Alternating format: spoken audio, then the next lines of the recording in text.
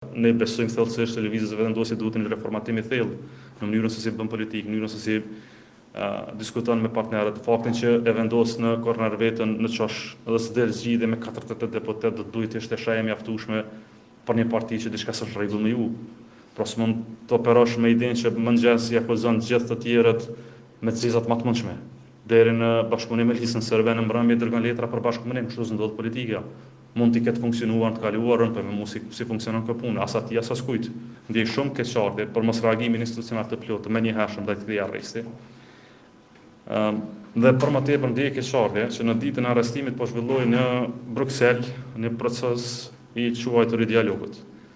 Ndërmjetësimit të dialogut me një përfaqësues legjitim të Republikës, por secili s'kishte as kompasin më të vogël moral, që të refuzoj atakim palirimin e policisë njësisë speciale në Kosovë.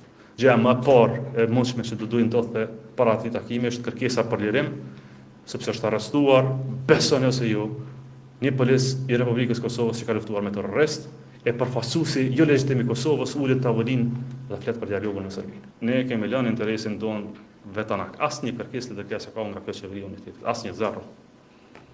Përveç pikave që I kemi prezantuar sot këtu. Pra kemi bërë një lëvizje. Nëse kjo lëvizje jonë refuzohet, le të jetë e tillë, është e drejta jonë të insistojmë, të provojmë, sepse besojmë se do të ketë arsye dhe do të ketë arsye në një pikë caktuar.